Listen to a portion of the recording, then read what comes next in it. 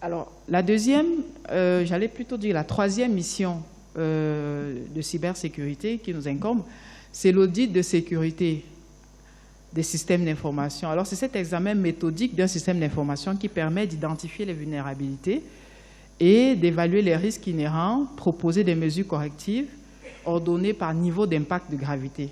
Donc, en fonction de la gravité, on propose des mesures qui peuvent être à court terme, à moyen terme et à long terme. Alors, à ce jour, 74 missions d'audit de sécurité ont été réalisées dans le système d'information de certains organismes publics et privés.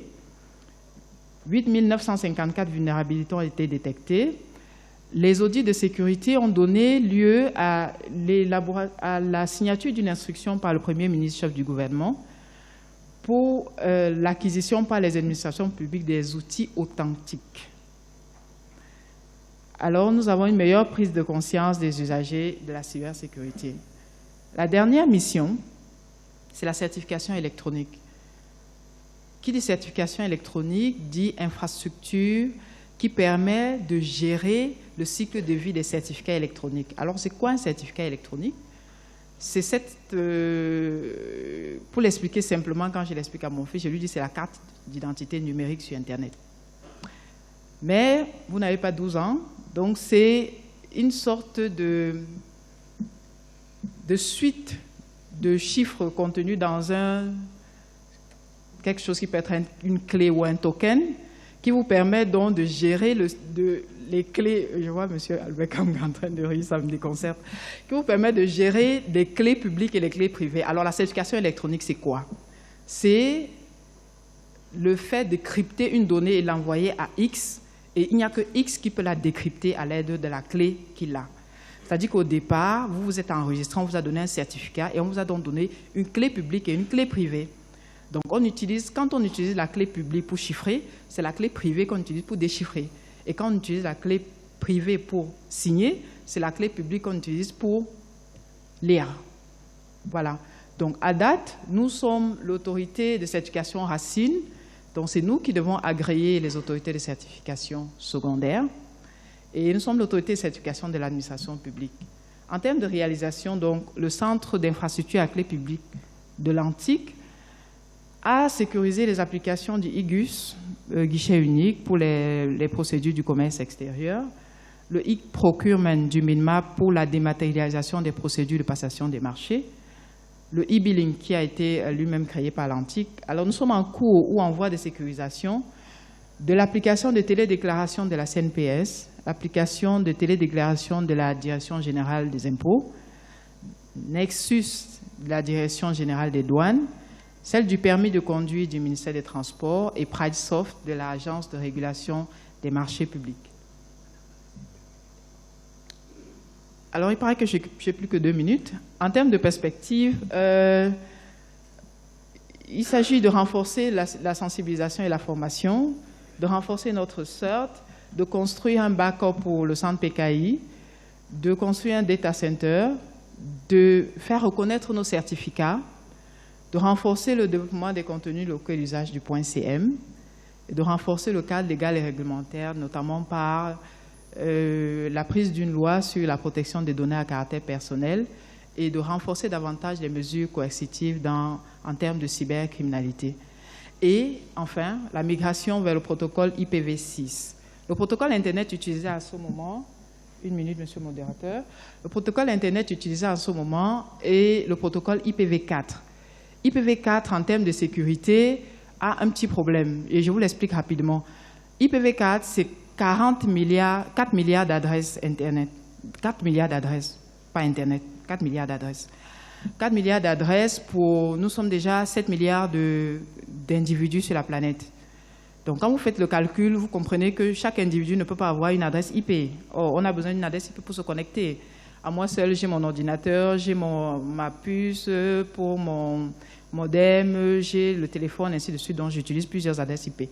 Alors, ce qui est fait actuellement, c'est qu'on utilise le Network Address Translation pour pouvoir multiplier les possibilités d'utiliser de l'adresse IP. Et en termes de sécurité, ça pose un petit problème. ça ralentit, j'allais dire, ça rend plus fastidieux la recherche d'un cybercriminel quand il est commis un crime, parce qu'on ne peut pas donner une adresse à une personne. Donc, la migration vers IPv6 va quand même nous permettre de mitiger davantage le phénomène de la cybercriminalité au Cameroun. En guise de conclusion, rapidement, d'après une étude de la Banque mondiale, l'augmentation du taux d'accès large bande de 10% entraînerait une augmentation du PIB de 2%. Moi, je demande à voir. Et pour que ce soit davantage possible, il faudrait quand même garantir un minimum de sécurité en ligne pour que cela soit faisable. Je vous remercie.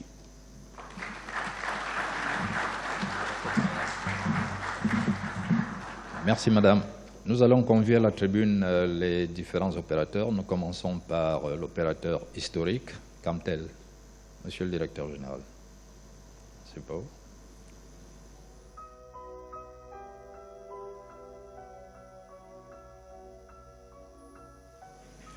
Madame la ministre des Postes et des Télécommunications,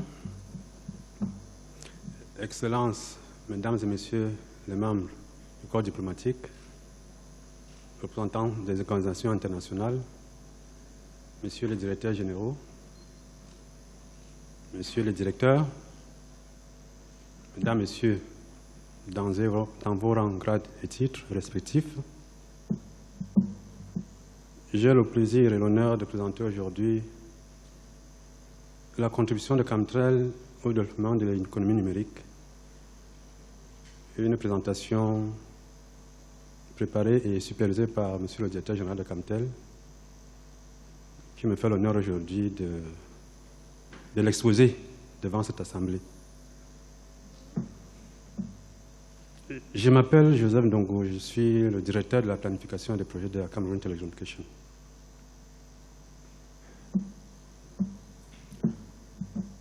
Le plan de la présentation qui sera faite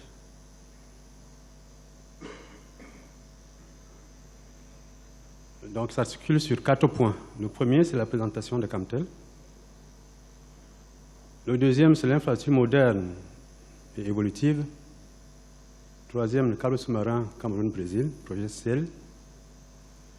Et en dernier point, nous allons parler des perspectives. Alors, s'agissant de la présentation de Camtel, Camtel, c'est l'opérateur historique des télécommunications au Cameroun, donc créé par décret 98/198 de septembre 1998. Camtel est né de la fusion de 2 entités, donc la Société internationale de télécommunications, communément connue sous le sigle Intelcam, et la direction des télécommunications qui faisait donc partie du MINPOSTEL, donc le ministère des Postes et des Télécommunications. Le capital social de Camtel est de 67 milliards de francs CFA. Aujourd'hui, nous comptons 3238 employés, donc près de 800 ingénieurs et experts. Alors, quand on parle d'experts, c'est des personnels qui justifient des certifications dans le domaine des TIC. Alors, le chiffre d'affaires indicatif, donc 2016, tant pour moi, est de 95 milliards. Et nous notons bien qu'il y a une progression depuis les 5 dernières années du chiffre d'affaires qui s'établit en moyenne à 5% par an.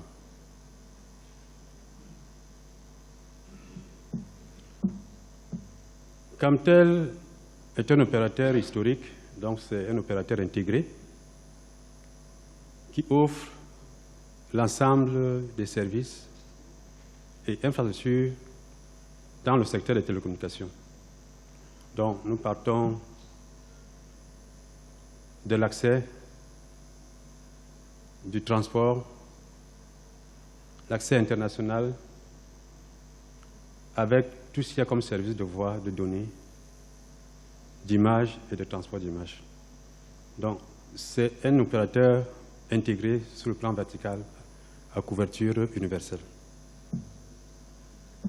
Maintenant, s'agissant des infrastructures modernes et évolutives mises en place par Camtel, nous allons commencer par un petit rappel, puisque nous sommes à l'ère de l'économie numérique.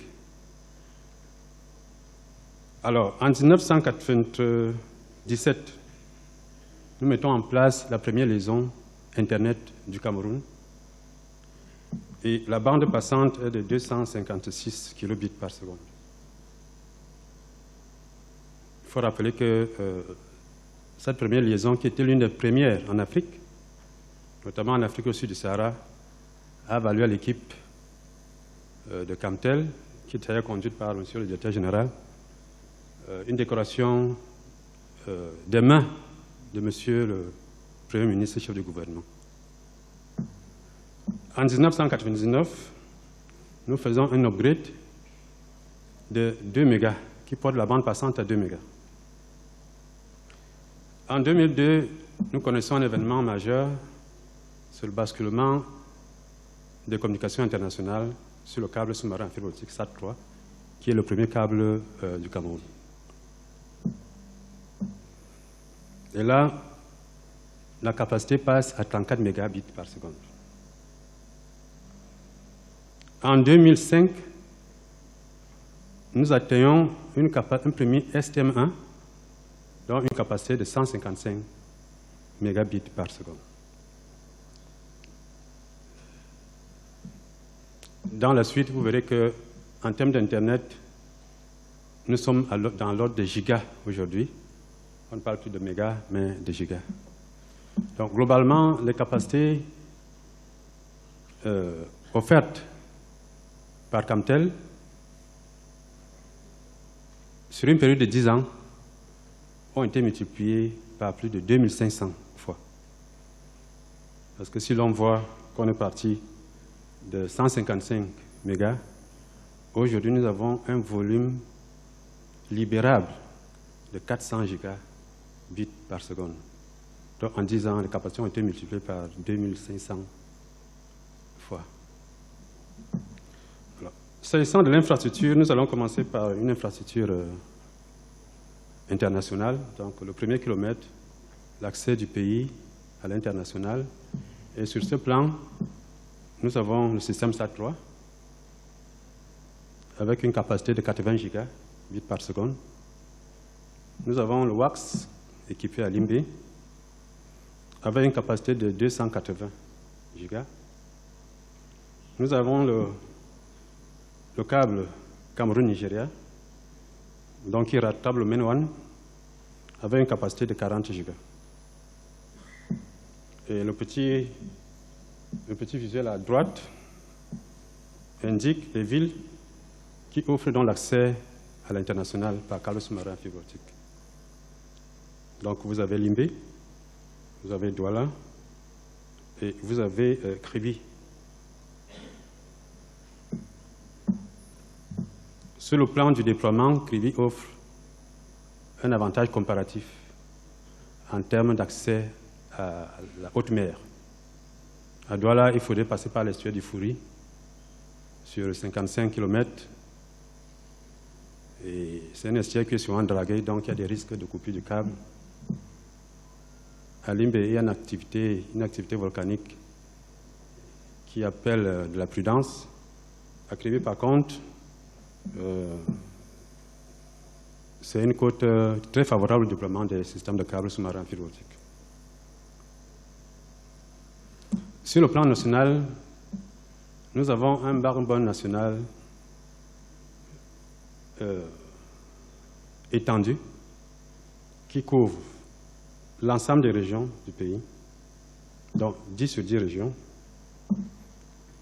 La quasi-totalité des départements, donc 52 sur 58, et plus de 60% des arrondissements. Alors, le linéaire du système est de 12 000 km avec 120 points de présence et cette boucle auto-cicatrisante, c'est des boucles de sécurisation. La boucle offre la restauration automatique du trafic. Pour l'utilisateur final, vous ne vous apercevez même pas qu'il y a eu une coupure dans le réseau. Ça, c'est une fonctionnalité essentielle pour un opérateur majeur. Tout naturellement, à travers les flèches que vous voyez, nous offrons des points d'interconnexion sous-régionales, notamment vers les différents pays. Aujourd'hui, nous avons deux interconnexions avec le Tchad, donc à Gangui et puis à Kousseri. Les autres points d'interconnexion vont se déployer, notamment dans le cadre du projet CAP.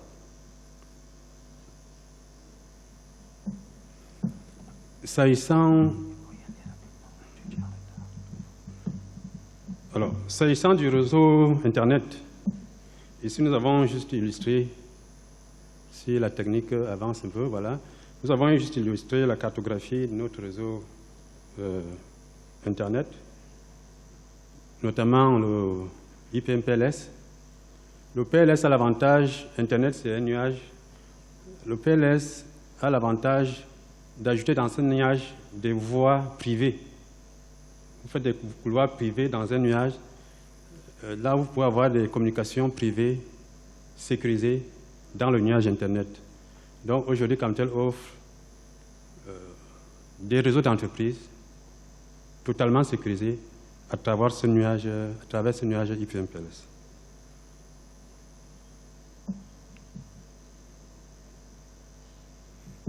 Nous allons parler du projet câble sous-marin à fibre optique entre le Cameroun et le Brésil. Alors, l'image de droite montre bien le vide qu'il y avait entre le continent américain, pris en un bloc, et l'Afrique. Et nous remarquons que ce vide obligeait tous les opérateurs africains de la côte ouest africaine à passer forcément par l'Europe pour rejoindre l'Amérique. De même, les opérateurs du continent asiatique passaient forcément par l'Europe pour rejoindre l'Amérique. Quelques-uns avaient des liaisons directes par le Pacifique, mais la majeure partie passait par l'Europe. Donc, Camtel aujourd'hui est en train de mettre en place un câble entre le Cameroun, donc le port de Kribi, et le Brésil, la ville de Fortaleza.